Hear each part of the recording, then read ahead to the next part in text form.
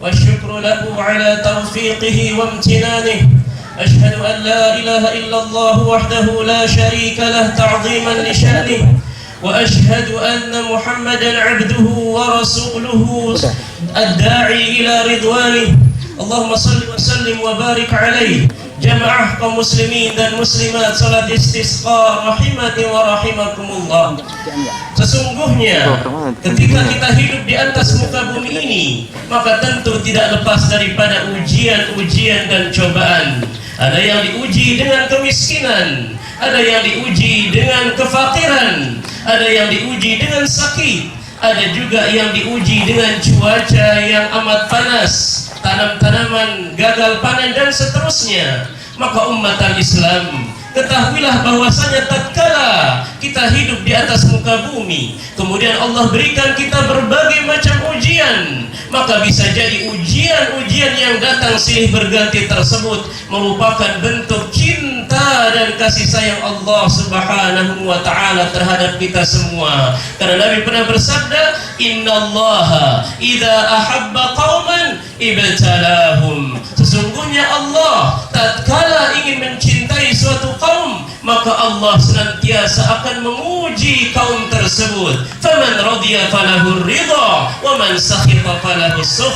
Maka barang siapa yang ridha dengan ujian-ujian dari Allah, maka baginya ridha dan surga dari Allah. Namun sebaliknya, barang siapa yang menggerutu, yang berkeluh kesah, yang marah dengan ujian-ujian dari Allah tersebut, maka baginya juga kemurkaan dan neraka dari Allah Subhanahu wa ta'ala. Maka umat Islam, tidak ada yang harus kita lakukan kecuali as-sabru, sabran ala sabrin. Terus kita bersabar atas ujian-ujian dan cobaan yang datang dari Allah Subhanahu wa ta'ala. Karena orang-orang yang bersabar akan diberikan kabar gembira oleh Allah Subhanahu wa ta'ala, dan dia mendapatkan minimal 3 hal yang akan didapatkan ketika ia betul-betul bersabar. Maka Allah Rabbul Izzati wal Jalal berfirman, وَلَنَبْلُوَنَّكُمْ بِشَيْءٍ مِنَ الْخَوْفِ وَالْجُوعِ وَنَقْصٍ مِنَ الْأَمْوَالِ وَالْأَنْفُسِ وَالثَّمَرَاتِ وَبَشِّرِ الصَّابِرِينَ.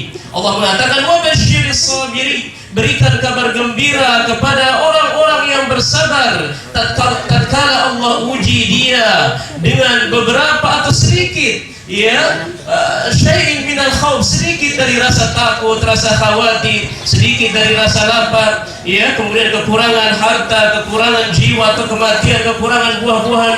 Tapi tatkala dia bersabar, maka Allah tidak mengatakan berikan dia kabar duka, tidak, tapi Allah mengatakan wabasyiris sabirin, berikan kabar gembira kepada orang-orang yang bersabar. Alladzina idza asabathum musibah qalu inna lillahi wa inna ilaihi raji'un. Apa yang mereka dapatkan? Allah mengatakan ulaika alaihim salawatun min rabbihim wa rahmah wa ulaika humul muhtadun. Orang-orang yang bersabar, maka dia akan mendapatkan salawat, doa dari Allah, kemudian rahmat, ampunan dari Allah, dan dia termasuk orang-orang yang mendapatkan hidayah. Umat Islam, jamaah kaum muslimin dan muslimat, salat istisqa rahimani wa rahimakumullah. Maka tatkala Allah berikan kita saat ini umpamanya tidak diturunkan hujan, musim kemarau, kadang-kadang sumur kekeringan. Banyak kita dengar informasi dari beberapa ikhwan kita, ada yang di rumahnya kekurangan air, harus dia mengambil air dari masjid, atau sumurnya kurang, harus menggali lagi, harus mengebor lagi, dan seterusnya. Maka bersabar, sabran ala sabrin, atas musibah, sabar atas ujian yang diberikan oleh Allah Subhanahu wa ta'ala. Maka tatkala panas yang menyengat ini, dan antum sedang berada di bawah panas yang menyengat tersebut, maka pernahkah kita berpikir ini baru panasnya di dunia, tapi luar biasa panas dan menyengatnya. Lantas bagaimana nanti di mahsyar, yang mana seluruh manusia berdiri pada mahsyar tersebut dengan telanjang bulat, dan jarak matahari kata para ulama hanya 1 mil, ada yang mengatakan hanya 1 depa. Maka bagaimana panasnya nanti di mahsyar? Maka oleh karena itu, mumpung kita masih di dunia, maka lakukan amalan-amalan yang mampu memberikan kita nanti naungan pada hari kiamat.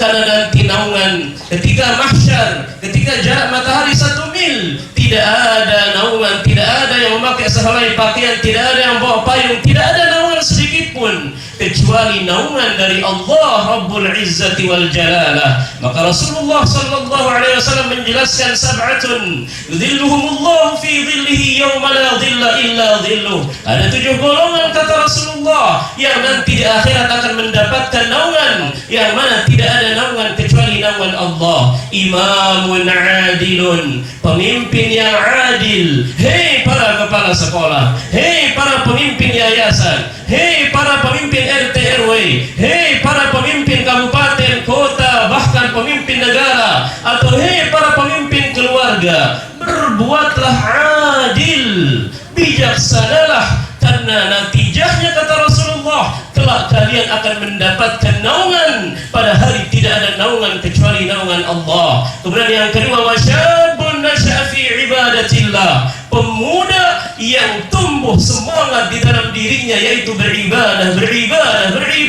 kepada Allah Subhanahu wa taala. Kemudian warajulun qalbuhu mu'allaqun fil masajid, seseorang yang hatinya terus terpaut, terikat, rindu dengan masjid. Orang kadang-kadang rindu dengan mall, rindu diskotik, rindu pasar, rindu pantai, rindu traveling, tapi kalau dia hatinya hanya terikat, korelasinya hanya ke masjid, rindu dia kapan kumandang azan tiba, rindu dia dengan masjid, maka ini orang-orang yang mendapatkan naungan pada hari tidak ada naungan kecuali naungan Allah. Kemudian warajulun da'athu imra'atun dhatu mansibin wa jamal faqala inni akhafullah. Yang keempat adalah seseorang yang diajak berzina, diajak bermaksiat oleh cewek yang cantik jelita, yang memiliki pangkat kedudukan yang tinggi, mungkin dia anak presiden, jabatannya DPR dan seterusnya, tapi laki-laki ini mengatakan, sorry, saya tidak mau berzina, saya tidak mau bermaksiat, karena saya takut kepada Allah Rabbul Izzati wal Jalalah.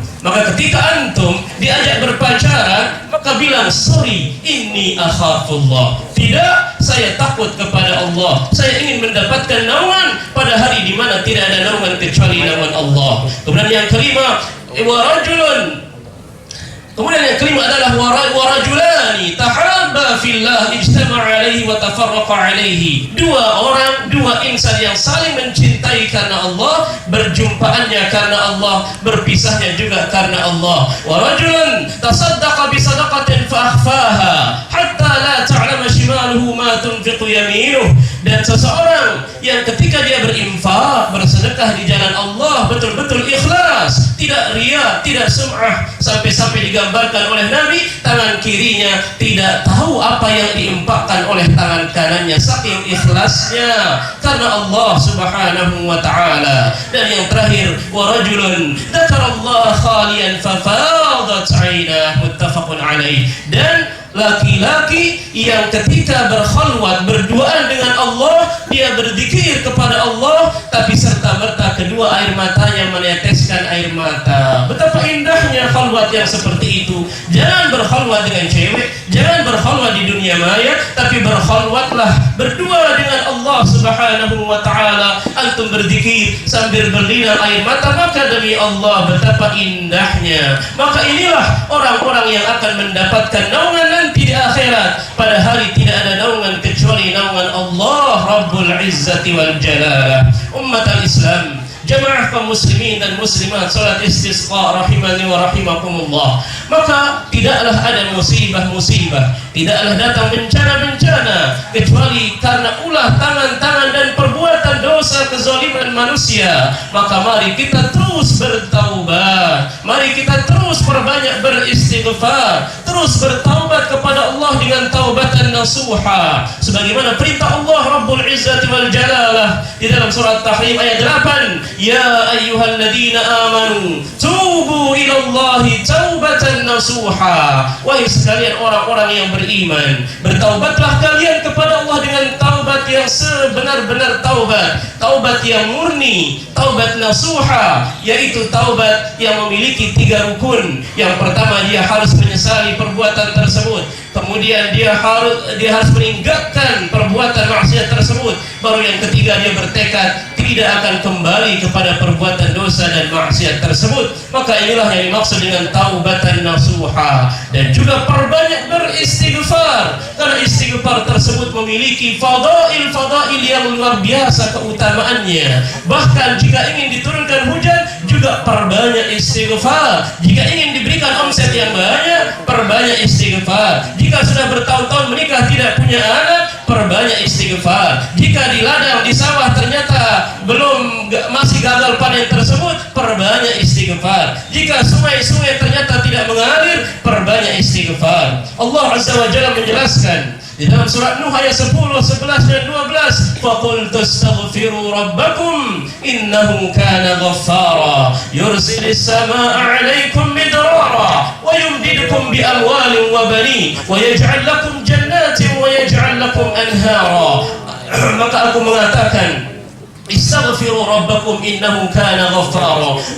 Terus perbanyak istighfar kepada Rabb kalian, karena sesungguhnya Dia Maha Pengampun. Innahu kana ghaffara. Apa natijahnya tatkala kita perbanyak istighfar? Allah mengatakan yursilis samaa'a 'alaikum bidrara. Maka Allah menurunkan bagi kalian hujan yang begitu derasnya. Wa yumdidukum bi amwalin wa banin. Allah juga berikan kalian harta benda, anak-anak keturunan. Wa yaj'al lakum jannatin. Allah juga jadikan kebun-kebun kalian kebun yang indah, yang subur. Wa yaj'al lakum anhara. Dan Allah jadikan juga sungai-sungai kalian sungai yang mengalir, yang membawa manfaat. Umat al-Islam, maka terus perbanyak istighfar. Terus kita perbanyak istighfar sebagaimana Nabi yang mulia juga memperbanyak istighfar. Ya, dalam riwayat Nabi beristighfar 100 kali, dalam riwayat yang lain sehari 70 kali. Maka terus perbanyak istighfar, karena dengan istighfar maka Allah berikan kita kebaikan dan terus kebaikan. Umat al-Islam,